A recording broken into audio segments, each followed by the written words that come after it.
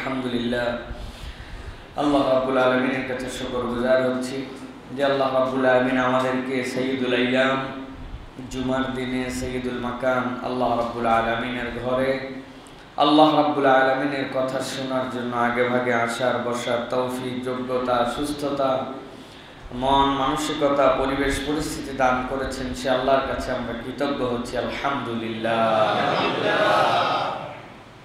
দরুদ এবং সালাম বর্ষিত হোক মানবতার মহান মুক্তির দূত আকায়ে নামদার তাজেদারে মদিনা আপনার আমার প্রিয় রাসূল জনাবে মুহাম্মদুর রাসূলুল্লাহ সাল্লাল্লাহু আলাইহি ওয়াসাল্লামের প্রতি। সম্মানিত হাজিরিন, আজকে জুমা পূর্ব সংক্ষিপ্ত অধিবেশনে আমরা মূলত যে বিষয়ে কথা শুনব সেটি হচ্ছে বিভিন্ন শ্রেণীর মানুষের অধিকার প্রতিষ্ঠায় ইসলামের মৌলিক নীতিমালা।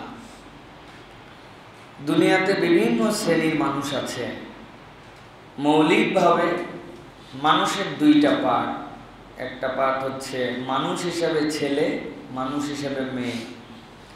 এরপরে মানুষের শ্রেণী বিভাগ অনেক ধরনের আছে, কিন্তু আল্লাহ রাব্বুল আলামিন যে ধর্ম আমাদেরকে দিয়েছেন ইসলাম, এই ইসলাম মৌলিকভাবে সকল শ্রেণী এবং পেশার যত মানুষ তাদের অধিকার ইসলাম প্রতিষ্ঠিত করেছে।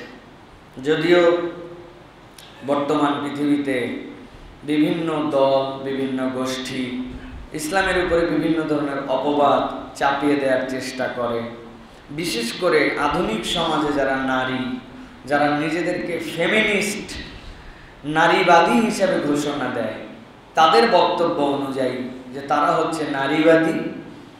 এই নারীবাদীতার কারণে তারা নিজেদের অধিকার প্রতিষ্ঠিত করতে চায়, কিন্তু ইসলাম সকল শ্রেণীর মধ্যে যে অধিকার প্রতিষ্ঠিত করেছে এর মধ্যে নারীদের জন্য ইসলাম আলাদাভাবে ইন্ডিকেশন দিয়ে এমন অধিকার নারীদেরকে দেয়া হয়েছে ন্যায্যতার ভিত্তিতে, কিয়ামত পর্যন্ত কেউ যদি ইসলামের অধিকার বুঝে নেয় তাহলে কোনো নারীকে তার অধিকার পাওয়ার জন্য আর কারো দ্বারস্থ হতে হবে না।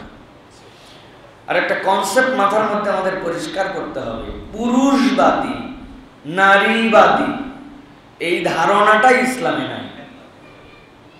যদি আপনি বলেন নারীবাদী তার মানে আপনি ধান্দাবাদী, যদি আপনি বলেন পুরুষবাদী আপনি তাহলে ধান্দাবাদী। কেননা ইসলাম মানুষ হিসেবে এদের সম্মান দিয়েছে, নারীর যতটুকু দিতে হবে ইসলাম ন্যায্যাধিকার দিয়েছে। ইসলাম কখনো সমান অধিকার দেয় নাই। সমান অধিকার মানে হচ্ছে জুলুম। সমান অধিকার মানে কি বলেন? সমান অধিকার মানে জুলুম। সমান অধিকার কেমনে সম্ভব? একটা নারীর শারীরিকভাবে তার যে অবয়ব, তার যে শারীরিক শ্রেষ্ঠ, তার যে ফিজিক্যাল স্ট্রেংথ, এটা সর্বক্ষেত্রে একজন পুরুষের সাথে যাবে না। তাহলে পুরুষের যে কাজ, একই কাজ নারীকে যদি আপনি দেন তাহলে নারীর প্রতি জুলুম হবে। সুতরাং ইসলাম জুলুম করে না, ইসলাম সমান অধিকার দেয় না, ইসলাম দিয়েছে ন্যায্যাধিকার। কে দিয়েছে? ন্যায্যাধিকার। একজন সমান অধিকারের লোক নারীবাদী, সমান অধিকার চায়। আইসিসিডিআরবিতে কলেরা হয়েছে, একজন নারীর বয়স 35 বছর, একজন পুরুষের বয়স 35 বছর, সমান অধিকার। দুইজনই পায়খানা করবে, দুইজনই এক বাথরুম ইউজ করবে, দুইজনই পাশাপাশি ওয়ার্ডে বেডে থাকবে। এটা কি ন্যায্যাধিকার? এটা জুলুম। একজন নারীর লজ্জাশীলতা, নারীর লজ্জার আইটেম পুরুষের থেকে আর আছে এর মধ্যে আলাদা। একজন প্রসূতি, মার সন্তান হবে, হাসপাতাল নিয়ে যাওয়া হয়েছে, আরেকজনের ঠ্যাং ভাঙ্গা রোগী। দুই রোগীকে আপনি যদি সমান অধিকার বলেন, সিট যেখানে আছে সেখানে আমাকে সিট দিতে হবে, আপনি কি লেবার ওয়ার্ড আর জেনারেল ওয়ার্ড, পুরুষের ওয়ার্ড এক করে দিতে পারবেন? না। ইসলাম বলছে না, ওই জায়গায় তাকে আলাদা সম্মান, আলাদা মর্যাদা, আলাদা তার কেয়ার, আলাদা তার জন্য ব্যবস্থা করে তাকে সম্মানিত জায়গায় রাখতে হবে। কেননা পুরুষের থেকে এটা তার জন্য বহু কষ্টের, বহু তার জন্য এটার মধ্যে ক্রিটিক্যাল পরিবেশ আছে। ইসলাম বলছে এই জায়গায় সমান অধিকার নয়, এই জায়গায় ন্যায্যাধিকার দিতে হবে। তো যেই বেকুবেরা সারাদিন বলে আমরা নারীবাদী, গান গায় না এরা, আমরা নারীবাদী, আমরা হচ্ছে অমুক চাই তমুক চাই, এরা হচ্ছে বোকার রাজ্যে বসবাস করতেছে। এই জন্য আমি বলি ইসলামে নারীবাদী, পুরুষবাদী, এই বাদী যারা বলে এরা হচ্ছে সুবিধাবাদী, ঠিক কি না? এই জন্য ইসলামের বিধান আপনাকে বুঝে নিতে হবে। ইসলাম নারীদেরকে যে সম্মান দিয়েছে, কিয়ামত পর্যন্ত আপনি ওই জায়গার থেকে যদি শুরু করতেন তাহলে আপনি এতদূর পর্যন্ত কথাই বলতে পারতেন না। যেই সময় পৃথিবীর বাস্তবতায় একটা কন্যা শিশু হলে হত্যা করে ফেলা তাদের কাছে কোনো আইটেম ছিল না। আল্লাহ ওই সময় কোরআনে বলছেন ওয়া ইদাল মাউউদাতু সুইলাত বিআইয়ি যামমিন কুতিলাত, যেই হও না কেন আমার কাছে যেদিন হাজির হতে হবে জিজ্ঞাসা করা হবে কোন অপরাধে তুমি এই কন্যা সন্তানটাকে হত্যা করেছিলে। এ তো আল্লাহর সৃষ্টি ছিল, আগে উত্তর দাও, তারপরে জান্নাত বা জাহান্নামের রাস্তা ধরো। আল্লাহ চাইলে ডাইরেক্ট জাহান্নামে দিতে পারেন, কিন্তু আগে শুনবেন তুমি অপরাধটা কেন করছিলে, হাসরের ময়দানে সকলকে জানাও। এটা তার জন্য একটা পানিশমেন্ট। ইসলাম এই জায়গার থেকে অধিকার দিয়ে নারীদেরকে সম্মানিত করেছে। আর আধুনিক নারীরা বুঝছে সম্মান মানে কি, সম্মান মানে ল্যাংটা হওয়া। আরে ল্যাংটা তো থাকে পশুরা, মানুষ ল্যাংটা থাকে না, ঠিক কি না? আপনি কিসের অধিকার যাচ্ছেন? আপনি তো ল্যাংটা হতে চাচ্ছেন, আপনি পশুর কাতারে নামতে চাচ্ছেন। কতবার বলি গরমের দিন বাংলাদেশে গ্রামের ত্রাহি ত্রাহি অবস্থা, গলার এইগুলাতে ঘামাচি, মানুষের হাতে ঘামাচি উঠছে না ভাই? কিন্তু জিজ্ঞাসা, মুসলিম বাজারে যেই পাউডারের বিজ্ঞাপন দেওয়া হচ্ছে, ওই পাউডারের বিজ্ঞাপনে এইরকম বগল কাটা নারী খালি এরকম করে পাউডার মাখে আরাম পাচ্ছে। পুরুষ সারাদিন বাইরে থাকে, পুরুষ সারাদিন কষ্ট করে, পুরুষের ছবি নাই কেন ওই জায়গায়, নারীর ছবি দেওয়া কেন? আসলে বিজ্ঞাপন পাউডারের নয়, ওই নারীকে অসম্মান করার। যেই নারী মনে করতেছে এর দ্বারা তার আগালো, ও জানে না দুনিয়ার সবচেয়ে পিছায় গেছে, ও পশুর কাতারে নেমে গেছে, ঠিক কিনা? ওকে ব্যবহার করতেছে, অথচ মনে করতেছে আমি তো বিরাট আগাইছি। ডক্টর জাকির নায়েক তার আলোচনায় বলেছিলেন একটা বিএমডব্লিউ গাড়ি, একটা মার্সিডিজ বেঞ্জ গাড়ি, একটা বড় ল্যাম্বরগিনি গাড়ি, ওই গাড়িগুলা পৃথিবীর সবচেয়ে দামি দামি গাড়ি, ওই গাড়ির সামনে বিকিনি পরায়া, শর্ট ড্রেস পরায়া একটা মহিলাকে সামনে দিয়ে হাতের মধ্যে প্লেকার্ড ধরাই দিছে, লেটস ড্রাইভ হার। আসলে কি মহিলাকে চালাতে বলছে না গাড়ি? গাড়ি যে যার মাদ্দা বুঝে নিছে প্রিয় ভাইয়েরা। এই জন্য এই যে মহিলাদেরকে এইরকম পণ্য ভোগবাদিতায় রূপান্তর করা, এটার থেকে বেঁচে যদি পূর্ণ সম্মান করে নারী পেতে চায় তাহলে ইসলামের ছায়ার নিচে আসতে হবে। নচেত আপনি বুঝবেন না, আপনি পণ্য হয়ে যাচ্ছেন, আপনি এমন লেভেলে যাচ্ছেন যেটাকে আপনি বলছেন আপ টু ডেট হওয়া, কিন্তু মানুষের কাছে ঘৃণার কাতারে চলে যাচ্ছেন। আপনার হাজবেন্ড ফুল প্যান্ট পরে আছে, কই কোনো ছেলেদেরকে তো দেখলাম না যে এত বেহায়া হয়ে গেছে যে ছেলেদেরও তো পোশাক আছে, স্যান্ডোর গেঞ্জি পরবে, স্যান্ডোর গেঞ্জি পরে বুক পর্যন্ত বের করে, হাফ প্যান্ট পরবে পাশা পর্যন্ত বের করে। কোনো ছেলে এটা পরে না, কোট প্যান্ট শুটেড বুটেড সুন্দর, আর উনার পাশে উনার মহিলাটা যাচ্ছে একদম বিবস্ত্রের কাছাকাছি পরে। আপনি মনে করতেছেন আমি পোশাক কমায় আগাইছি, আপনি আগান নাই।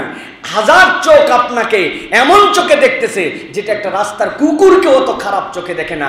আপনি নিজের ইজ্জত নামায় ফেলছেন। এই জন্য ইসলামের দৃষ্টিভঙ্গিতে আপনি চললে আপনি ন্যায্যাধিকার পাবেন, দুনিয়ার সবচেয়ে সম্মান পাবেন। আর ইসলাম থেকে দূরে সরে যেয়ে আপনি ফেমিনিস্ট বলেন আর যত নারীবাদিতার কথা বলেন, আপনি ভোগ্য পণ্যে নিজেকে রূপান্তর করতেছেন।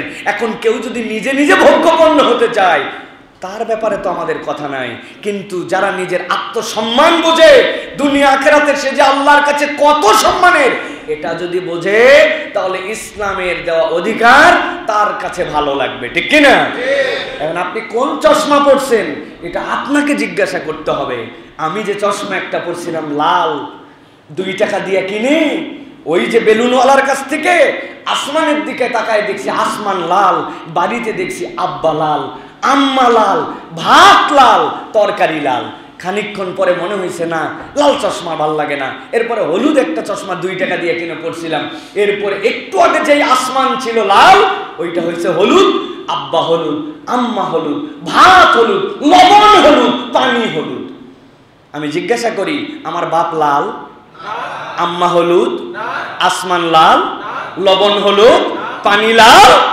আমার চোখ পরিবর্তন হয়ে গেছে, পানি পানির জায়গায় আছে, বাপমা বাপমায়ের কালারে আছে।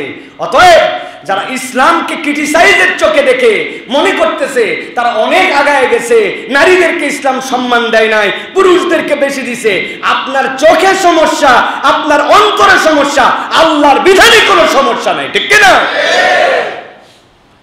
আল্লাহ রাব্বুল আমিন আমাদেরকে বুঝার তৌফিক দান করেন। রিসেন্ট আমলে দেখতেছি আমরা গান গাচ্ছে মেয়েরা, আমরা নারীবাদী, আমরা নারীবাদী। তুমি হচ্ছে সুবিধাবাদী, আর তুমি হচ্ছে নিজেকে ভোগ্য পণ্যে রূপান্তরকারী। তুমি ইসলামের নারীবাদ এখনো বুঝে নাই। ইসলাম যে নারীবাদিতা দিয়েছে, ওর থেকে উন্নত, সম্মানিত, আধুনিক, আপডেটেড, মর্যাদাপূর্ণ বিধান কিয়ামত পর্যন্ত কেউ কায়েম করতে পারবে না। আপনি মা, আপনি কন্যা, আপনি স্ত্রী, আপনি শাশুড়ি, আপনি বৃদ্ধা, আপনি বিধবা, আপনি সধবা, সব জায়গাতে ইসলাম নারীর কথা বলে দিয়েছে। সুবহানাল্লাহ। 1 সেকেন্ডের জন্য ইসলাম নারীকে তত্ত্বাবধায়কহীন রাখে নাই, কর্তৃত্ব দেয় নাই। আর রিজালু কাওয়ামুনা আলান নিসা, নারীর উপর পুরুষ কর্তৃত্বশীল নয়, তত্ত্বাবধায়ক।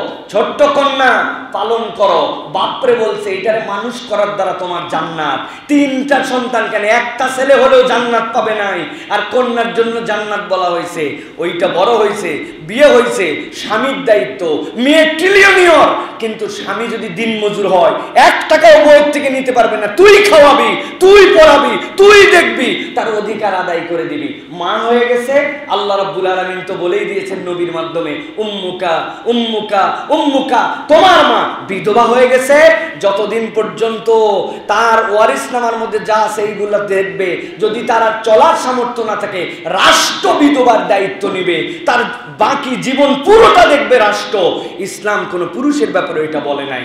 এর মানে পুরুষের অধিকার দেয় না এরকম নয়, বরং ন্যায্যাধিকারে একজন নারীর যা লাগবে এটাই দেওয়া হয়েছে। আর আধুনিক বেকুবের দল এরা নতুন করে নারী জাগরণ করতেছে। আরে নারী জাগরণ মুহাম্মদুর রাসূলুল্লাহ করাই দিয়ে গেছেন। ঠিক কিনা? হাজার হাজার সাহাবী তার সামনে নিজের গায়ের চাদর খুলে বিছিয়ে দিয়েছেন।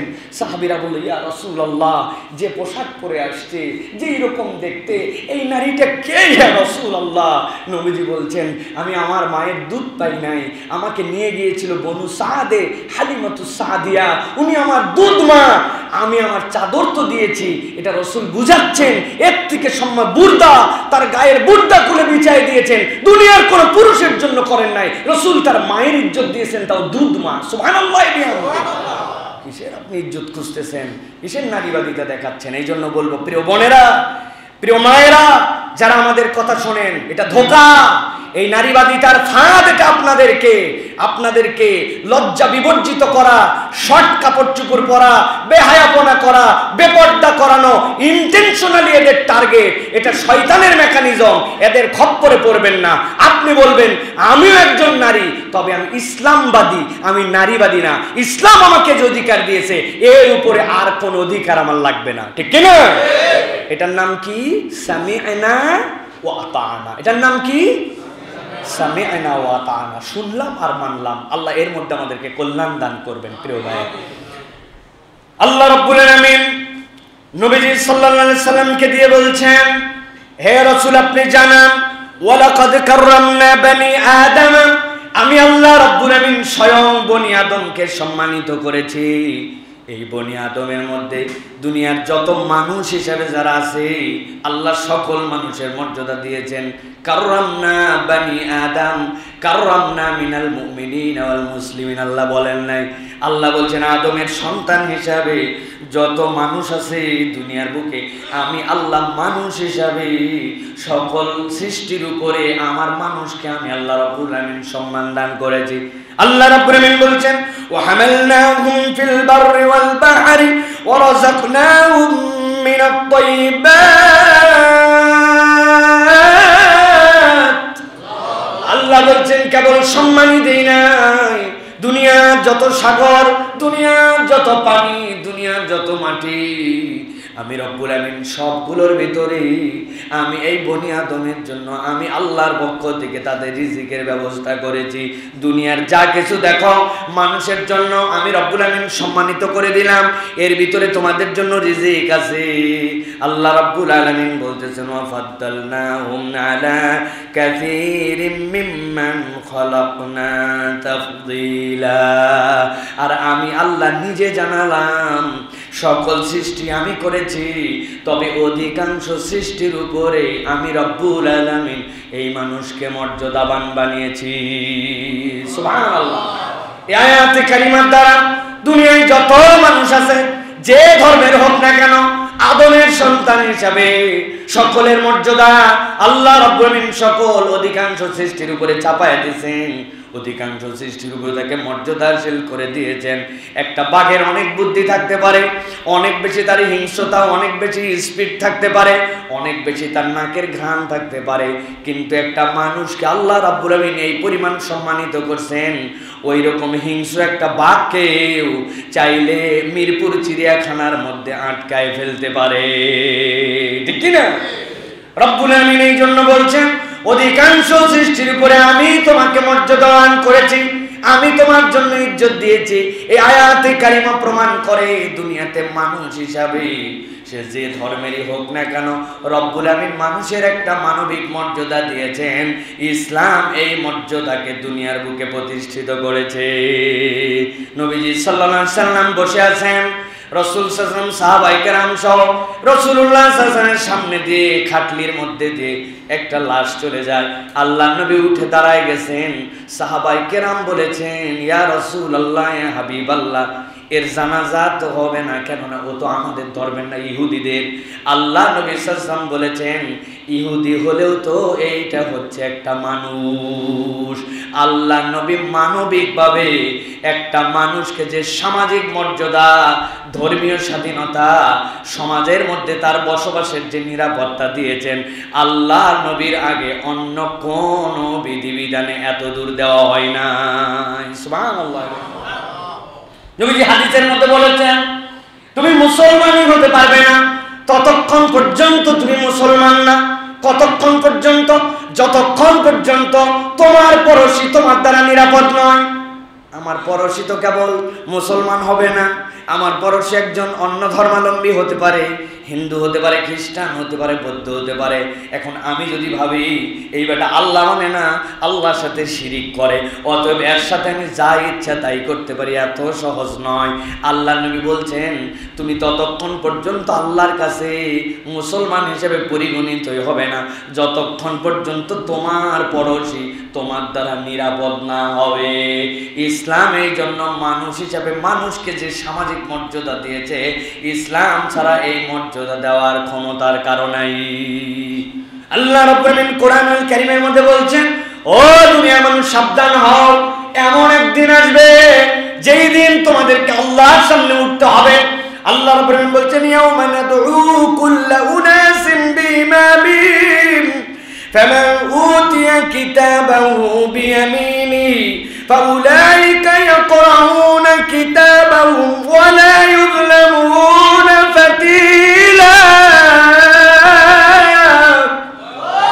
আমার রব্বুল আমিন বলছেন এই দুনিয়ার মানুষ ভালো করে বোঝো, ইয়াউমা নাদউ কুল্লা উনাসিন বিইমামিহিম, এমন একদিন আসবে যেই দিন আমি রব্বুল আমিন মানুষদেরকে ডাক দিব তাদের ইমাম সহ।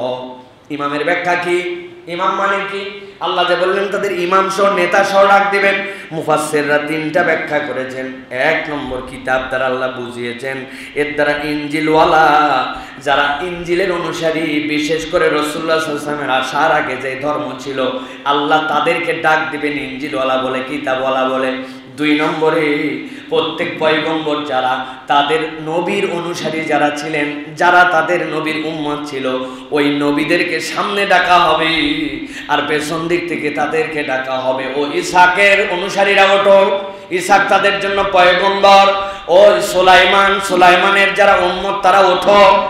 3 নম্বরে বলা হচ্ছে আমলনামাকে আল্লাহ ইমাম হিসাবে বুঝিয়েছেন। আল্লাহ বুঝাতে চান ইয়াউমা নাদউ কুল্লা উনাসিম বিইমামিহিম আই বিকিতাবি আমালিহিম, তাদের আমলনামা যেটা আছে আমলনামা সহ ডাকা হবে। ইমাম মানে এখানে আমলনামা। কোরআনের অন্য আয়াত আমাদেরকে সাক্ষ্য দিচ্ছে। আল্লাহ রাব্বুল আলামিন সূরা ইয়াসিনের 12 নম্বর আয়াতের মধ্যে বলছেন ইন্না নাহনু নুহিল মাউতা ওয়া নাকতুবু মা কদ্দামু ওয়া আসারহুম ওয়া কুল্লা শাইইন আহসাইনাহু ফি ইমামিন মুবিন। আল্লাহ রাব্বুল আলামিন বলছেন যে এই দিন আমি রব্বুল আলামিন যাবতীয় মৃতগুলাকে আবার জীবিত করব, ওয়া নাকতুবু মা কদ্দামু, আর তারা অগ্রতে যা প্রেরণ করে আসছে সবগুলা তাদের সামনে উদ্ভাসিত হয়ে যাবে। ওয়া আসারহুম, তাদের যতগুলা দুনিয়ার বুকে কাজ আছে সবগুলা যারা অগ্রে প্রেরণ করে আসছে কিয়ামতের দিবসের জন্য আমলনামা সেই দিন আল্লাহ রাব্বুল আলামিন চালু করে দিবেন। ওয়া কুল্লা শাইইন আহসাইনাহু ফি ইমামিন মুবিন। আর আল্লাহ বলছেন ভেবো না তুমি যা করছো তার হিসাব আল্লাহর কাছে নাই, রব্বুল আমিনের কাছে তাদের আমলনামার প্রত্যেকটা বিষয় সংরক্ষিত আছে। এই ইমামের ব্যবহারকে এইখানকার উপরে মুফাসসিরিনে কেরাম বলছেন ইয়াউমা নাদউ কুল্লা উনাসিন বিইমামিহিম, মানে তাদের আমলনামা সহ তাদেরকে ডাকা হবে। ফামান উতিয়া কিতাবাহু বিয়ামিনি, আল্লাহ বলছেন আর যার আমলনামা ডান হাতে আসবে আল্লাহ বলছেন ফাউলাইকা ইয়াকরাউনা কিতাবাহুম, সে সাথে সাথে তার কিতাব পড়তে শুরু করবে। ওয়ালা ইউজলামুনা ফাতিলা, একটা খেজুর খাওয়ার পরে খেজুরের যে দানাটা থাকে ওই দানার গোড়ার দিকে দেখবেন ছোট্ট একটা ফুটাটাকে একটা সুই বসানো যাবে কি যাবে না? প্রত্যেকটা খেজুরের দানার মধ্যে আছে, আঁটির মধ্যে আছে, ওইটার মধ্যে টান দিলে ছোট্ট একটা সুতার মতো উঠে আসে। আল্লাহ রাব্বুল আলামিন বলেন ফাতিলা ওয়ালা ইউজলামুনা ফাতিলা, ওই যে খেজুরের বিন্দু যেই জায়গায় এক ফোঁটাও পানি পড়বে না, একটা কলমের ড্রপ ওই জায়গায় বসা যাবে কি যাবে না? আল্লাহ বলছেন এই পরিমাণও কারো প্রতি ওই দিন জুলুম করা হবে না, হিসাব ওই দিন বরাবর করে বুঝায় দেওয়া হবে। রব্বুল আমিন বলছেন এই জন্য মানব হিসাবে মানবিক মর্যাদার দিক দিয়ে একজন মানুষের সাথে অপর মানুষের যে দায়িত্ব কখনো যেন অবহেলা করো না। আল্লাহর দেওয়া সম্মানিত এই মানুষের সাথেও কেউ যদি তার দায়িত্বে অবহেলা করে সে যে ধর্মের হোক না কেন আল্লাহর কাছে তার হিসাব দেওয়া লাগবে। আল্লাহর কাছে হিসাব দিতে হবে আপনাকে, আপনি কারো প্রতি জুলুম করতে পারবেন না। আল্লাহ রাব্বুল আলামিন এই জন্য সবচেয়ে প্রথমে ইসলাম যে সম্মান দিয়েছে মানুষ হিসাবে মানবীয় সম্মান, আরবের সমাজে জাহেলি যুগে মানুষের সম্মান ছিল না, মানবীয় কোনো সম্মান ছিল না। গোষ্ঠীর কেউ সম্মানিত তার সম্মান আছে, কিন্তু জেনারেল পিপল মানুষের সম্মান নাই। ইসলামে কোনো রকম শ্রেণী বা গোষ্ঠী বা গোত্র এইগুলা ভেদে কি আমাদের কোনো সম্মানের কম বেশি আছে ভাই? আল্লাহ নবী সাল্লাল্লাহু আলাইহি ওয়াসাল্লাম 31টা পয়েন্টের উপরে কথা বলছেন বিদায় হজের দিনে, যে খুতবা তিনি দিয়েছেন 31টা পয়েন্ট আছে। এটার মধ্যে যারা ইতিহাসবিদ, যারা মুহাদ্দিসিনে কেরাম, তারা এই হাদিসের আলোকে 31টা পয়েন্ট বের করেছেন। এর মধ্যে রাসূলুল্লাহ সাল্লাল্লাহু আলাইহি ওয়াসাল্লামের 4টা প্রাইম পয়েন্ট ছিল, যে 4টা প্রাইম পয়েন্টে রাসূলুল্লাহ সাল্লাল্লাহু আলাইহি ওয়াসাল্লাম কথা বলেছেন। তার মধ্যে একটা কথা বলেছেন যে আজকের দিবস থেকে আরবের উপর অনারব, সাদার উপর কালো, কালোর উপর সাদা, আজমের উপর আরব, সকল ভেদাভেদ তুলে দেওয়া হলো। মানবিক মর্যাদার ভ্রাতৃত্বে ইমানি ভ্রাতৃত্ব তোমাদের মধ্যে প্রতিষ্ঠিত করে দেওয়া হলো। কিন্তু আমরা দেখতে পাই ইসলামের উপরে যারা অপবাদ দেয়, ইসলাম নিয়ে যারা ক্রিটিসাইজ করে কথাবার্তা বলে, তাদের ধর্মের ভেদের কোনো শেষ নাই। কত ধরনের ভেদাভেদ তাদের ধর্মের, কত ধরনের কিছু যেগুলোর কোনো মানে আমাদের ধর্মের সাথে তার কোনো সম্পর্কে নেই। এই ইকুয়ালিটি, এই সমান যে আল্লাহ রাব্বুল আলামিনের বিন্যাস, এটা কল্পনার মধ্যেই কেউ নিতে পারে না। এই যে সামনের কাতারে আমাদের ভাইরা বসে আছেন, বলেন তো ভাই, এখানে কোনো মানে স্ট্যাটাস অনুযায়ী ভেদাভেদ হয়েছে যে অমুক অমুক স্ট্যাটাসের লোক, তিনি আগে বসবেন, তিনি পরে বসবেন। একজন আমার কাছে একটা মাসালা জিজ্ঞাসা করছে, আমি ভাবতেছি যে এই মাসালার উত্তরটা আসলে কিভাবে দিব।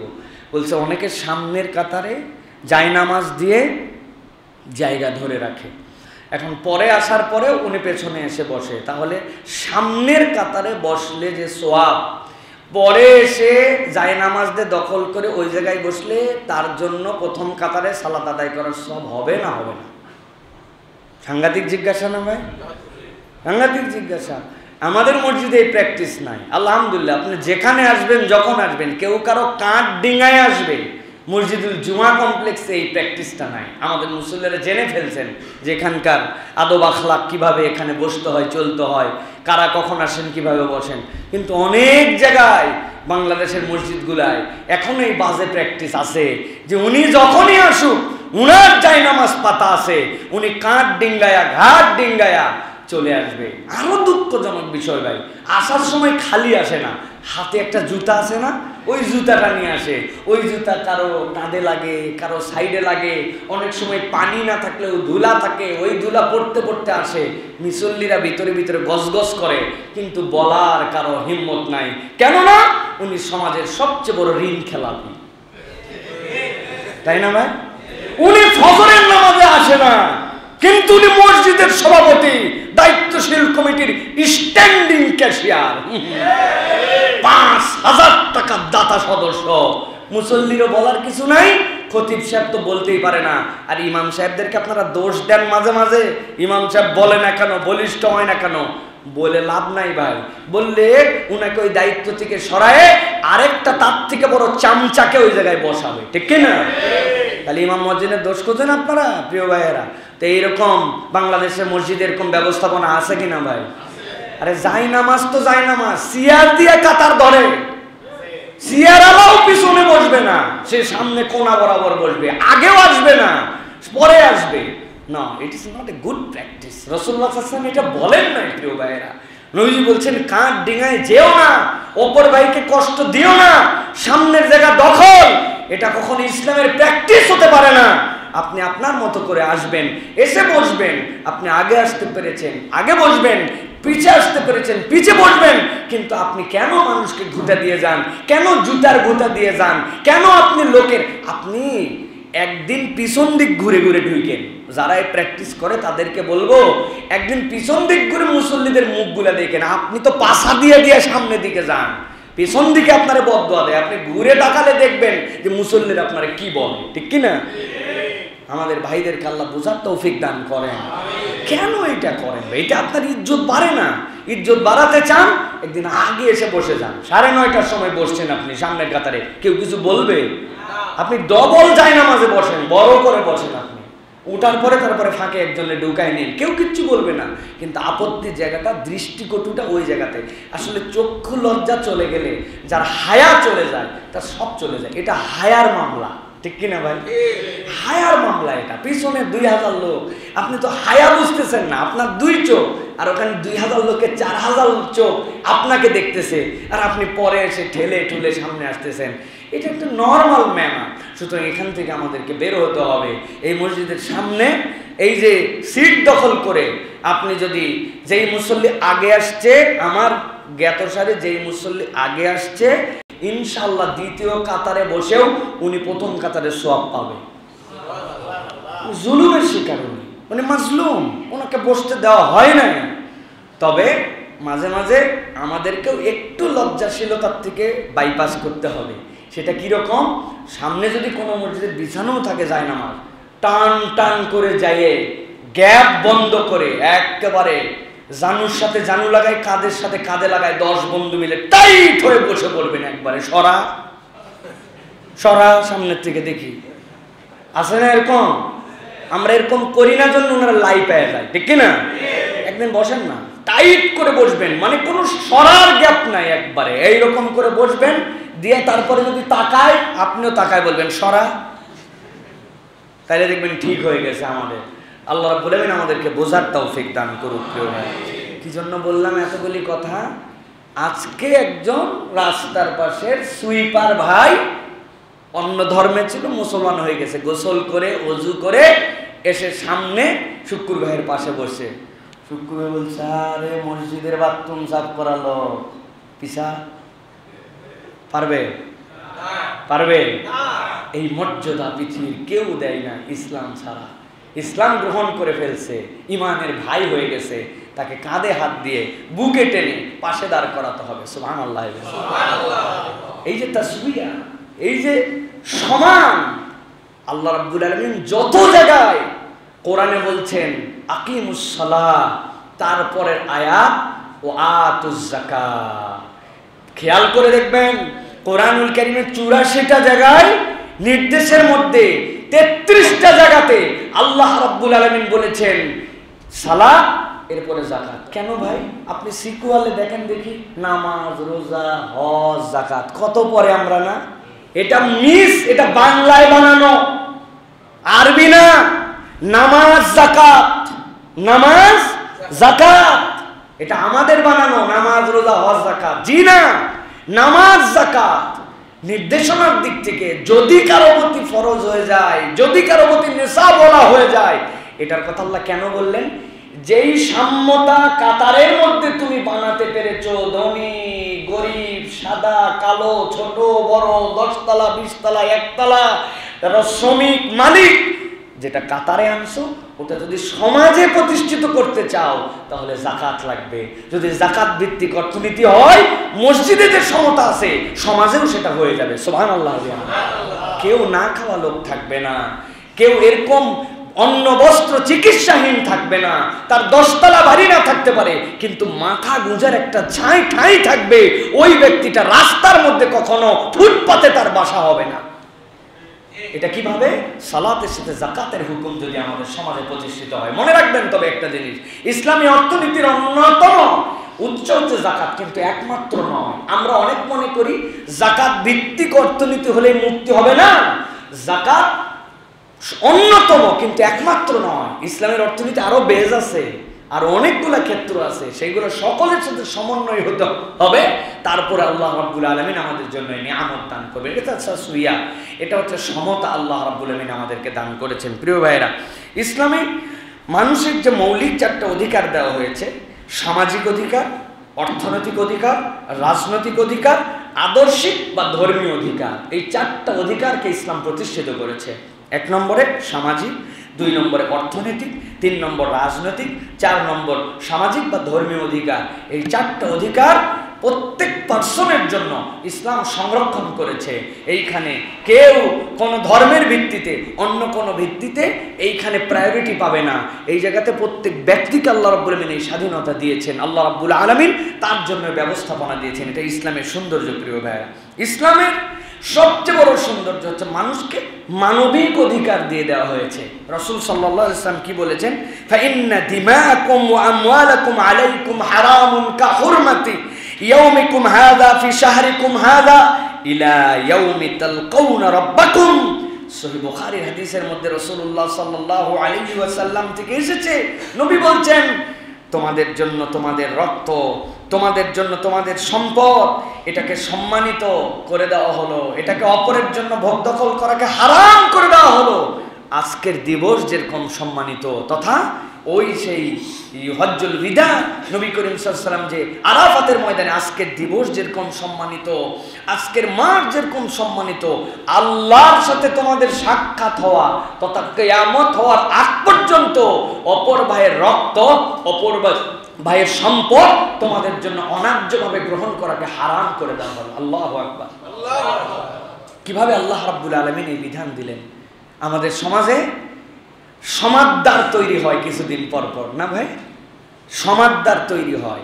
আপনারা খুব এইটা নিয়ে মেতে গেছেন, আমরা মেতে গেছি। আহা, এত খারাপ লোক, এত এ করলো, এত সে করলো। ভালো, সমাজের যারা খারাপ, সমাজের যারা কালপ্রিট, সমাজে যারা দুর্নীতি করে, আমরা চাই তাদেরকে ধরা হোক, তাদেরকে বিচার করা হোক। কিন্তু আমাদের জিজ্ঞাসা, এই সমাদদার কয় কোটি টাকার দুর্নীতি করছে, কতদূর পর্যন্ত মানবিক অমানবিক কাজ করছে, কিন্তু সমাদদারের আগে যার কোনো নজির নাই, নাম বললাম না, বুঝে নেন, যার কোনো নজির নাই, তার হাজার হাজার কোটি টাকা লোপাট করার তথ্য আসার পরেও তার তদন্ত, তার গ্রেপ্তার, তার বিষয়টা যতটুকু ধীরস্থির, সমাজদারেরটা ততটুকু ধীরস্থির না। তার মানে বোঝা যায় ইঞ্জিনের ড্রাইভার যিনি, উনি একটু খামখেয়ালি ড্রাইভিং করতেছেন। প্রিয় ভাইয়েরা, সমাজের মধ্যে এই যে বেলাল্লাপনা, সমাজের মধ্যে যে দায়িত্ব জ্ঞানহীন, এই অবস্থাটা কেন তৈরি হলো? কেন আমাদের সমাজ এরকম হলো? কারণ হচ্ছে এই সমাজে জবাবদিহিতা নাই, এই সমাজে মানুষ হিসেবে মানুষের মূল্যায়ন নাই। আপনার ক্ষমতা, আপনার পাওয়ার, আপনার দাপট, আপনার প্রভাব, আপনি হট, আরেকজন ব্যক্তি মানুষ, এই মানুষের মর্যাদা কিন্তু মানুষ হিসেবে আমরা দিতে পারতেছি না, ঠিক কিনা? আপনার রক্তের দাম কি?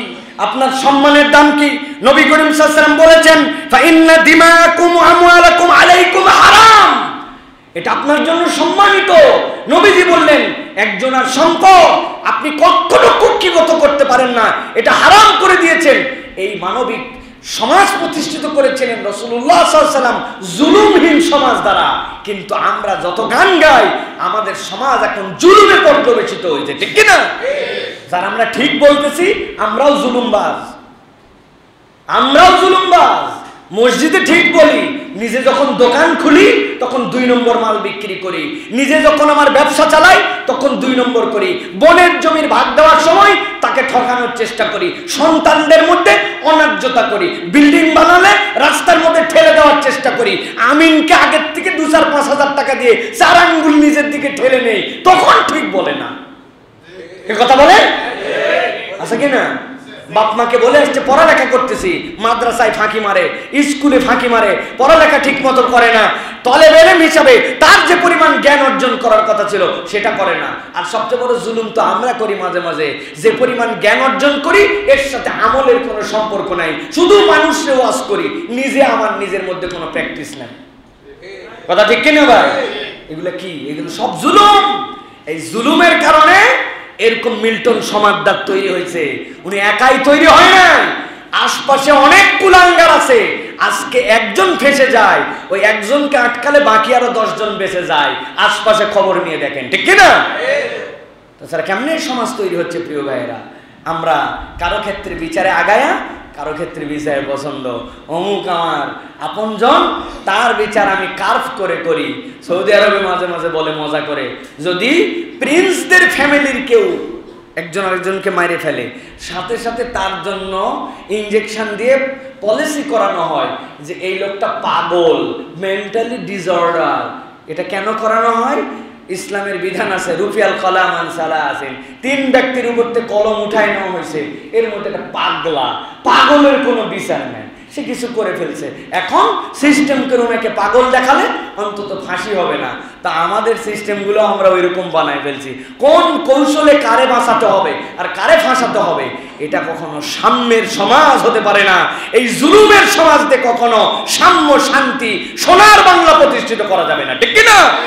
অন্যায় করলে সকলকে অন্যায়কারী হিসেবে বিচার করতে হবে। কিন্তু এই প্র্যাকটিস কি আমাদের মধ্যে আছে প্রিয় ভাইয়েরা? এইগুলা কথা বললেই হুজুর খারাপ, হুজুরকে দলীয় হুজুর বানায় দিবে, সরকারের সমালোচক বানায় দিবে, সরকারের এন্টি বানায় দিবে, অমুক ইন্টেলিজেন্সের কাছে খুশ করে একটুখানি বার্তা ছড়ায় দিয়ে দেখবে যে ইনার পিছে কেমনে লাগাই দেওয়া যায়। ভাই, আমরা কাউকে চেতানোর জন্য, খেপানোর জন্য, খোঁচানোর জন্য বলি না। এই মুসল্লি কয়টার মধ্যেও যদি মানবিক বোধ তৈরি হয়, তাহলে একটা সমাজ পরিবর্তন হওয়া সম্ভব, ঠিক কিনা? এই জন্য আমরা এইগুলা কথা বলি প্রিয় ভাইরা। আল্লাহ আমাদেরকে বোঝার তৌফিক দান করেন। কতদিন এই সমাজটা এইভাবে কতদিন আর চলবে? কেন এই সমাজের আমাদের অবস্থা হয়ে যাচ্ছে? কেন আমাদের জন্য আমাদের ব্যাংকের টাকা অন্য জায়গায় কেন চলে যাবে? কারায় হাওয়ামি করে, কারায় বেহায়ামি করে, আপনি বোঝেন না? আপনি যদি বান্দার হক নষ্ট করেন, নবী করিম সাল্লাল্লাহু আলাইহি সাল্লাম বললেন তোমাদের জন্য এটা হারাম করে দেওয়া হলো। তুমি যদি বান্দার হক নষ্ট করে তুমি আল্লাহর জন্য যত ইবাদত করো, কবুল হবে আপনার? এইটা আপনি বলতেছেন আমি খানায় কাবার ইমামের পেছনে আমি হচ্ছে বিরাট বড় ইবাদত বন্দিগিতে রত থাকবো। আরে খানায় কাবার ইমামের পিছনে কেন? কাবা ঘরের ভিতরেও যদি পুরো বছরের জন্য ইতিকাফে ঢুকে যান আর আপনি যদি বান্দার হক নষ্ট করেন, তাহলে আল্লাহর কাছে ক্ষমা আছে, বান্দার হক ফিরানোর আগ পর্যন্ত আপনার কোন ইবাদত বন্দিকে 1 পয়সা কাজ দিবে না, ঠিক কিনা? হ্যাঁ, আপনি সব হাওয়া করে দিয়া আপনি মনে করবেন আমি বছরে একবার ইতিকাফ করলাম, বছরে একবার হজ করলাম, উমরা করলাম, সব পার। এত সোজা নয়। আল্লাহ রাব্বুল আলামিনের কাছে যাওয়ার পরে এগুলোর পুঙ্খানুপুঙ্খ হিসাব দিতে হবে। নবীজি একটা হাদিসে বলেছেন মুফলিস। মুফলিস কাকে বলে? রাসূলুল্লাহ সাল্লাল্লাহু আলাইহি ওয়াসাল্লাম তার বর্ণনা দিয়েছেন। এই যে অনেকেই বলে এত হজ এত উমরা করে, আমি বলি এটা করা ভালো। চোর ডাকাত বদমাইশ লুচ্চা বদমাইশ এরাও করে না? এদের কিছু কামাই রুজি যদি না থাকে ওই দিন যাই দিবে কি? ওই দিন যাওয়ার পর তো হিসাব বরাবর হবে।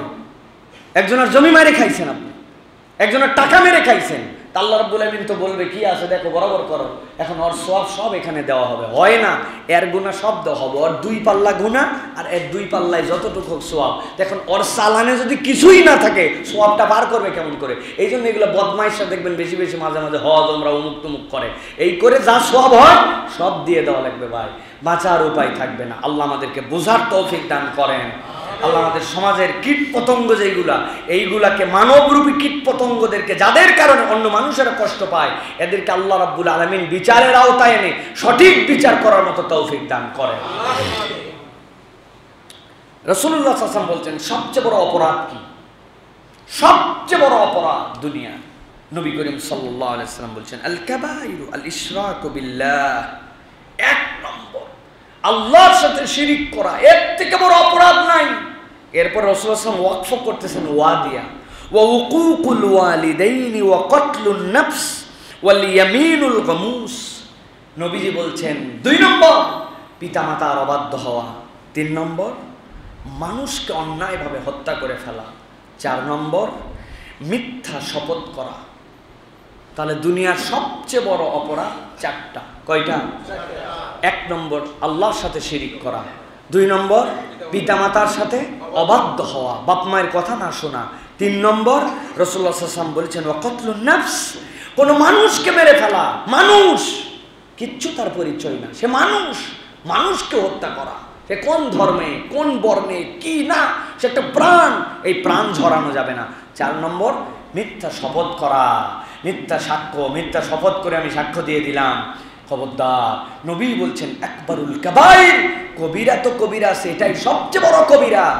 আপনি মিলান, পুরা সমাজে মিলান, মানুষের মধ্যে 4 শ্রেণী এখন আমাদের। আল্লাহর সাথে শিরিক করে, ঈমানদার কিন্তু জানেই না যে আল্লাহর সাথে কেমনে শরিক করা হয়ে যায়, সে আল্লাহর সাথে শরিক করে। এর থেকে বড় জুলুম আর কিছু নাই, এর থেকে বড় কবিরা আর কিছু নাই। 2 নম্বর পিতামাতার কথা শোনে না।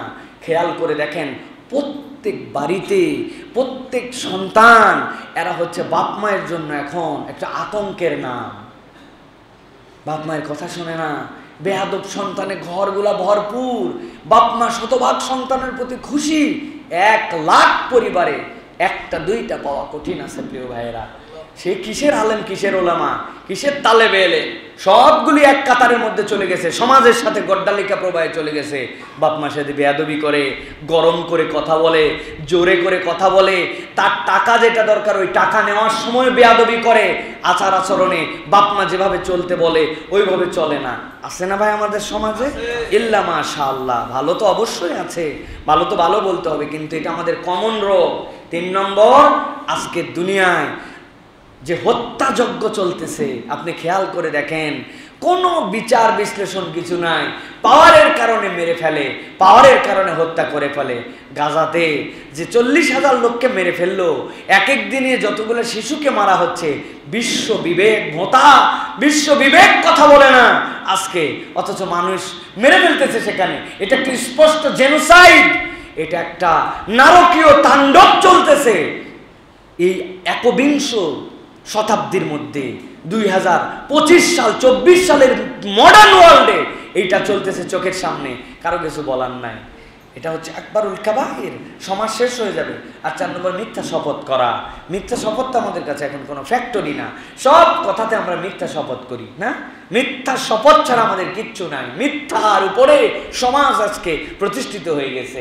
আমরা কথা বললেই মিথ্যা বলি, প্রতিশ্রুতি দিলে মিথ্যা, সেই প্রতিশ্রুতি ভঙ্গ করি। আর শপথ তো মিথ্যা ছাড়া। আল্লাহর কিরা করে বলতেছে 1000 টাকা দিয়ে আগামী সোমবারে দিয়ে দিব, ও নিয়তি করছে। আল্লাহর কিরা বলা মানে কি? আল্লাহর কসম করার মানে কি? যে ও দিবে না, এই নিয়তেই সোমবারে নিয়ত করছে। প্রিয় ভাইরা, মিথ্যা শপথের এটা হচ্ছে ছোট ডাইমেনশন। বড় ডাইমেনশনটা কি? আপনি ব্যাংকে যাবেন, যাওয়ার পরে বলবেন আমি যদি কোনো ঋণ আমার নামে পারমিটেড হয়ে যায়, পারমিশন হয়ে যায়, ওই ঋণ গ্রহণ করার সময় আমাকে কি কি জায়গাতে সিগনেচার করতে হয়। শপথের জায়গায় দেওয়া আছে যে এটা আপনাকে কবে ফেরত দিতে হবে, কত দিনে ফেরত দিতে হবে, এটার মর্টগেজ কি হবে, এটার জন্য ব্যবসা প্রতিষ্ঠান আপনি যেটা দেখাইছেন তার সব কিছু আপনার ঠিক আছে, ইনভেস্টিগেশন সব হবে ব্যাংকের থেকে, কিন্তু তারপরেও টাকা দেওয়ার সময় এটা আপনাকে লিখে দিবে। ও বেচারি সই করে আর ভিতরে ভিতরে হাসে, যা যা সই করতেছি আল্লাহ দোহাই এইগুলো একটাও আর ব্যাক করবে না। কথা ঠিক কিনা ভাই? এই দেশে খেলাফি ঋণের লোক নাই, মরে যায় না তারা, তাদের আছে না, হাজার হাজার লোক আছে না। তো মিথ্যা শপথ তো এইটা ভাই। আপনি ডাইমেনশনের ছোটটা হয়তো পরিবারের বন্ধুর সাথে বলছেন, কিন্তু এটা উপর থেকে নিচ পর্যন্ত। আরেকটু বলবো আরেকটু। এই যে আমাদের মন্ত্রীরা, আমাদের এমপিরা, আমাদের রাষ্ট্রপতিরা শপথ নেয় না? কি শপথ নেয় তখন? রাষ্ট্রের প্রতি দায়িত্বশীল হবে, সংবিধান অনুযায়ী চলবে, দুর্নীতি করবে না, মিথ্যা বলবে না, রাষ্ট্রের সম্পদ পাচার করবে না। এইটা পরে আর চিন্তা করে পাইছি রে, খালি পড়ে নেই, এটা তো পড়ার জন্য পড়তেছি। এটা মিথ্যা শপথ না? অনেক ক্ষেত্রে যারা দুর্নীতি করে, 2 নম্বরই করে, রাষ্ট্রের সম্পদ চুরি করে, তাহলে তো মিথ্যা শপথ হলো না? নবী করিম সাল্লাল্লাহু আলাইহি ওয়াসাল্লাম বলছেন আল কাবাইরু ওয়াল ইশরাকু বিল্লাহ ওয়াল উকুকুল ওয়ালিদাইন ওয়া কতলুন নাফস ওয়াল ইয়ামিনুল গামুস। মিথ্যা শপথকারী, তুমি কবিরা গুনাহওয়ালা লোক, আল্লাহ রাব্বুল আলামিনের কাছে জাহান্নামে যেতে হবে এর জন্য। প্রিয় ভাইরা, সুতরাং আমরা আমাদের যে যার লেভেল থেকে আমরা কখনো এই 4টা দোষে যেন আমরা দুষ্ট না হই, আল্লাহ আমাদেরকে হেফাজত করুক। প্রিয় ভাইরা, এরপরে যেটা বলবো প্রিয় ভাইরা, সেটা হচ্ছে হযরত হিশাম ইবনে হাকিম রাদিয়াল্লাহু তাআলা থেকে এসেছে, রাসূলুল্লাহ সাল্লাল্লাহু আলাইহি ওয়াসাল্লাম বলছেন যে দুনিয়ার মানুষ ভালো করে মনে রাখো, ইন্নাল্লাহা ইউআযযিবুল্লাযীনা ইউআযযিবুনান নাসা ফিদ দুনিয়া। ইন্নাল্লাহা ইউআযযিবুল্লাযীনা ইউআযযিবুনান নাসা ফিদ দুনিয়া, সহিহ মুসলিমের হাদিস। দুনিয়াতে যারা মানুষকে আযাব দিবে, কষ্ট দিবে, আল্লাহ তাদেরকে আযাব দিবেন। এটা একটা ছোট্ট উসুল। দুনিয়াতে আপনি মানুষকে কষ্ট দেন কিনা, মানুষকে আযাব দেন কিনা, এটা একটু নিজে নিজে বিশ্লেষণ করে দেখেন।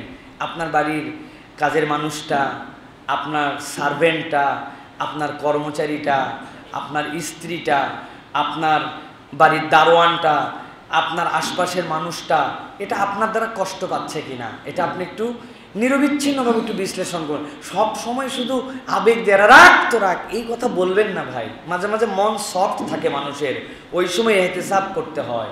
এই জন্য এহতেসাবের সময় এসার পরে এই সময়টুকু একটু আত্মসমালোচনা করতে হয় যে আজকের দিনে আমি কি কি করলাম, কি কি করে আমি শেষ করলাম। নাকের ময়লাটা এরকম করে তুলে আশপাশে তাকায়া যাওয়ার সময় সিঁড়িতে মুছে দিলাম। আপনি বুঝেন না, আপনি একজনকে কষ্ট দিয়ে ফেলছেন যেটা আপনার জন্য অধিকার ছিল না। নাকের লোম আপনি জনগণের সামনে তুলছেন, তুলে ফেলে দিলেন। আপনি এটা কোথায় গেল? এই রুচিবোধটা, এই জায়গাটা জুলুমের নিম্ন থেকে উচ্চ স্তর পর্যন্ত। মসজিদ থেকে বেরিয়েছেন, আপনি একটু আগে বেরোইছেন, মাজা হালান নাই, জুতাটা ছেড়ে দেন, ঠাস ঠাস ঠাস ঠাস করে জুতা পড়তেছে, আছে না? আপনি 3 তলায় থাকেন, একজন 2 তলায় থাকে, চেয়ারটা টান দিচ্ছেন, ঘ্যাঁ করে চলে আসছে। আমার ফ্লোর, আমার বাড়ি কিনা, নিচের লোককে আমার গোনার সময় আছে কিনা, আমার উপর থেকে আমি ময়লা ফেলে দিছি, আমার বেলকুনি থেকে আমি ফেলছি, কিন্তু আমার বাড়ির নিচের চুল দিয়ে মেখে গেছে, আমি ময়লাটা পলিথিন দিয়ে ফেলে দিছি, নিচতলা দিয়ে ঢুকে গেছে, জানলা দিয়ে পার হয়ে গেছে, সামনের ভয়েরটা পরিষ্কার করার পরে ভয়ের ময়লা ফেলার জায়গা নয়, সিগারেট খেয়ে ওই জায়গায় ফেলে দিছি, চিপস খেয়ে ফেলে দিছি, আমি দেখছি আমি উপরে আছি, নিচে ফেললে কি হবে? ইন্নাল্লাহা ইউআযযিবুল্লাযীনা ইউআযযিবুনান নাসা ফিদ দুনিয়া। দুনিয়ায় যারা মানুষকে কষ্ট দেয় আল্লাহ তাদেরকে আযাব দিবে, আল্লাহ তাদেরকে কষ্ট দিবে। আত্মবিশ্লেষণ করেন নিচ থেকে উপর পর্যন্ত যে আমরা কি পরিমাণ ম্যানারলেস হয়ে মানুষকে কষ্ট দিচ্ছি। আছে না ভাই? আছে না? আমার শাটার আমি লাগাবো, কেন ভাই আপনি একটু গিরিজ দিতে পারেন না, পোড়া মোবাইল দিতে পারেন না? না, দেওয়ার সময় নাই। এমন জোরে লাগায় রাত 11টার সময় সবাই ঘুমায় গেছে, উনি শেষে বন্ধ করতেছে, আশপাশের মহল্লার বাচ্চা কাচ্চা পর্যন্ত উঠে যায়। আছে না এগুলি আমাদের মধ্যে? কেন? এইগুলা প্রত্যেকটা ইসলাম ম্যানার শিখিয়েছে আপনাকে আমাকে ভাই, ছোট থেকে বড় পর্যন্ত। একজন লোক ঘুমায় আছে, আপনি দরজাটা এমন জোরে লাগে দম করে, আপনি দরজাটা বাতাসে লেগে যায়, আপনি জানেন, তারপরে ম্যাগনেটটা আপনি ঠিক করেন না, পুরো মহল্লাবাসী কষ্ট পায়, ফ্ল্যাটওয়ালা কষ্ট পায়, ওই বাড়ির পাশের রুমওয়ালা কষ্ট পায়। আমাদের কোনো হুঁশ নাই, কোনো আক্কেল নাই। চিন্তা করছি এইগুলা আবার কোন আইটেম হলো, খালি খুদ ধরার আসি। কন্ট্রাক্টর কি ভুল করলো, রাষ্ট্রের সচিব সাহেব কি ভুল করলো, এমপি সাহেব কত টাকা ঘুষ খেলো। আপনি এমপি পর্যন্ত আছেন, আপনি নিজে আমি আল্লাহর কাছে তো ধরা খাই আছেন। আছেন আমার? ফেলেন না, উপরতে নিচে ফেলেন না? খাওয়ার পরে রাস্তার খোসাটা আপনি ওই ফেলে দেন না? হ্যাঁ, সুন্দর করে লিচু খাচ্ছি আর চলে যাচ্ছি, বাদাম খাচ্ছি আর বাস পুরা মাখায় দিয়ে আসলাম।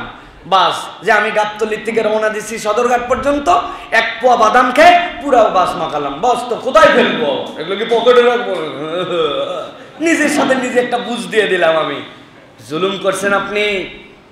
চিপসটা আপনার রাস্তায় ফেলার দায়িত্ব নয়, আপনি বকাবকি করতেছেন। মিউনিসিপ্যালিটির লোক বর্ষাকালে হ্যাঁ করে না, সে করে না।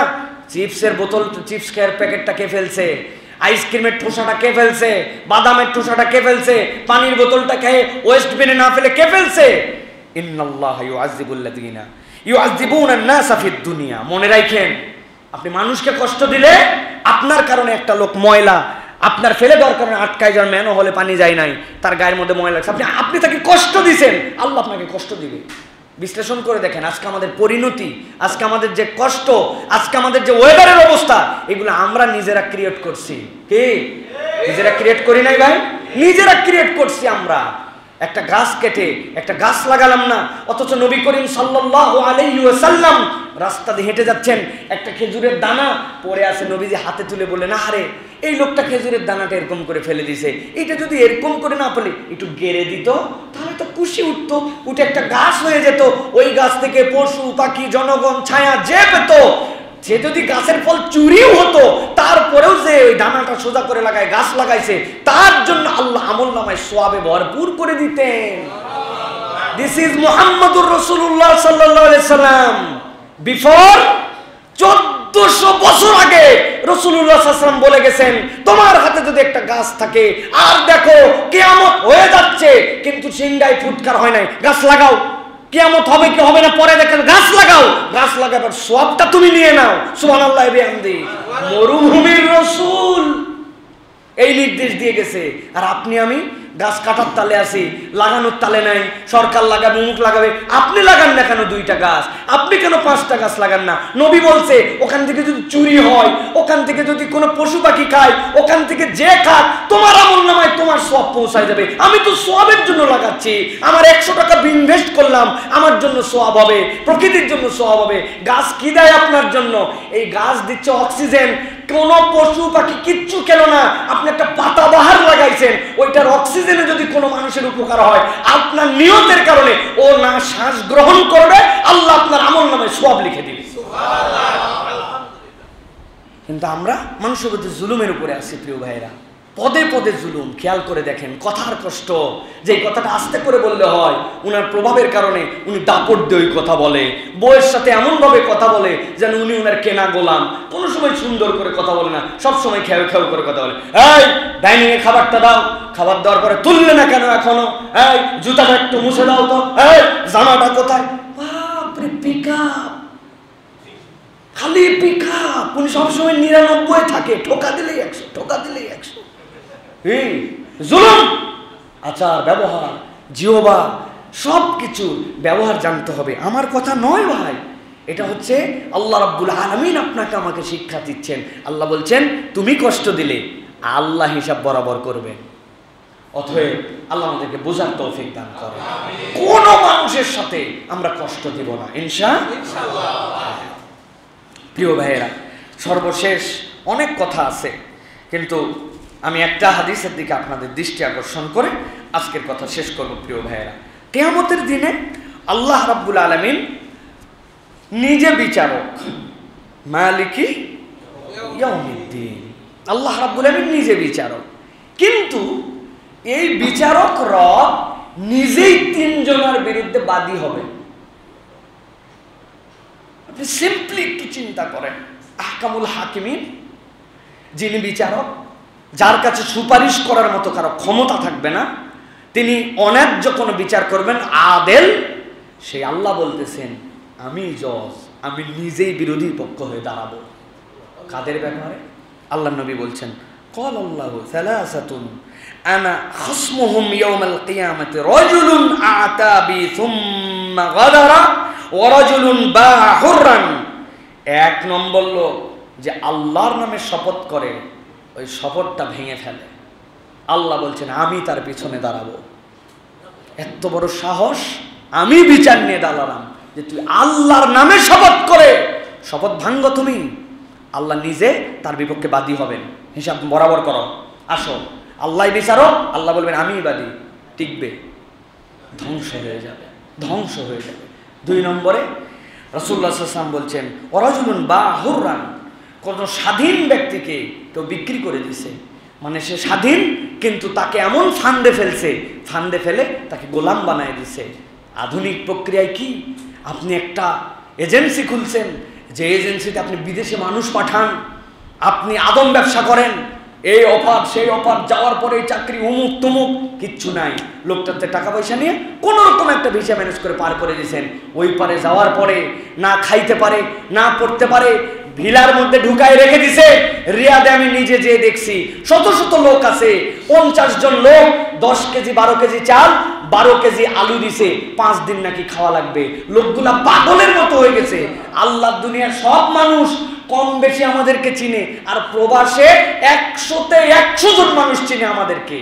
বিশ্বাস করেন, দুবাই, বাহরাইন, কাতার, কুয়েত, সৌদি আরব, মিডল ইস্টের দেশ, একজনও মিস করে না, দেখা মাত্র চিনতে পারে আমাদেরকে। কারণ ওদের অবসর সময়টুকুই আমাদের ওয়াজ মসজিদ এইগুলো নিয়ে চলে। দেশের লোক আমাদেরকে 50% এখনো চেনে না, অনেক লোক চেনে না, কিন্তু ওরা চেনে।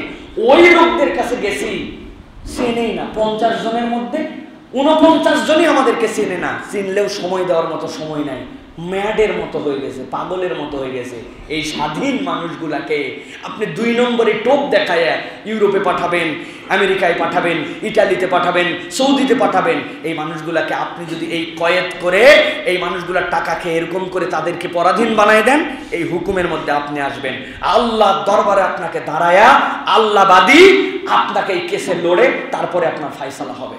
সাবধান হয়ে যান প্রিয় ভাইয়েরা, সাবধান হয়ে যান যারা এই কাজ করেন। 3 নম্বরে রাসূলুল্লাহ সাল্লাল্লাহু আলাইহি ওয়াসাল্লাম বলছেন, এরপরে ওয়ারাজুলুন ইস্তাজারা আজিরান ফাস্তাওফা মিনহু সুম্মা লাম ইউতি আজরাহ। শ্রমিককে কাজে লাগাইছে, কাজ 100% আদায় করে নিয়ে এরপরে টাকা দিতে গরিমসি করে, টাকা দেয় না, বেতন দেয় না, 1 মাসের টা অন্য মাসে দেয়। কাজ হুসুল, কাজে লাগাইছে, নিয়োগ দিছে সব, কিন্তু টাকা পয়সা দেয় না, অপেক্ষা করায়, 1 মাসের টা আরেক মাসে দেয়, কষ্টের পরে কষ্ট দেয়। আল্লাহ নবী বলছেন রেডি হও, মরবে না, মরার পরে যাওয়ার পরে আল্লাহবাদী কেসের মধ্যে দাঁড়াতে হবে। আল্লাহ বলবেন আমি জজ, আমি বাদী, কেন এরকম করছিলি বল। প্রিয় ভাইয়েরা, এই যে আমাদের যারা বিভিন্ন ফ্যাক্টরি, বিভিন্ন গার্মেন্টস, বিভিন্ন প্রতিষ্ঠান, বিভিন্ন জায়গায় ছলচাতুরি করে, আছে না ভাই এরকম মানুষেরা? আহা, মানুষকে কষ্ট দেয়, ওরই 3 মাসের বেতন রেখে দেয়, রেখে দিয়ে ওরে আটকায় রাখে, রেখে ওর টাকা দিয়ে ওকে ভাসে, তারপরে ঠিকঠাক মতো বেতন দিতে চায় না, ফাঁকি দেয়, কিছু দিছে দিয়ে ঘুরাতে ঘুরাতে ঘুরাতে এক পর্যায়ে দেয় না। কন্ট্রাক্টররা তাদের লোক নিয়োগ দেয়, দিয়ে যে হাউস ডেভেলপাররা তাদের কাজ করায়, টাকার খবর নাই, গত বছর জুন মাসের টাকা এই বছর দিছে, দিয়ে আটকায় রাখছো, যাইতেও পারে না, ছাড়তেও পারে না। লাখ লাখ লোক এরকম বিপদে আছে। আল্লাহ বলছেন বিপদে ফেলাইছো আর মনে করতেছে এই অবস্থায়। আল্লাহ রাব্বুল আলামিন হিসাবের দিনে নিজে বাদী হবেন। অতএব এই 3 শ্রেণীর মধ্যে যেন কখনো আমার নাম না আসে। ভাই ভালো করে মনে রাখেন প্রিয় ভাইয়েরা, এইটা আল্লাহর নামে শপথ, ভণ্ডামি শপথ, আল্লাহর নামে মিথ্যা শপথ, এটা করা যাবে না। 2 নম্বর, কোনো স্বাধীন মানুষকে এরকম বেকায়দায় ফেলে পরাধীন করে দেওয়া যাবে না, কয়েদ করে দেওয়া যাবে না। 3 নম্বর, কখনো কোনো পারিশ্রমিক নিয়ে কাজে লাগায়া ওই লোকের পারিশ্রমিকে কখনো ফাঁকি দেওয়া যাবে না। আল্লাহ আমাদেরকে বোঝার তৌফিক দান করুক, বলেন আল্লাহুম্মা আমিন। আল্লাহ রাব্বুল আলামিন আমাদেরকে আল্লাহ রাব্বুল আলামিনের খাঁটি বান্দা হওয়ার তৌফিক দান করুক, বলেন আল্লাহুম্মা আমিন।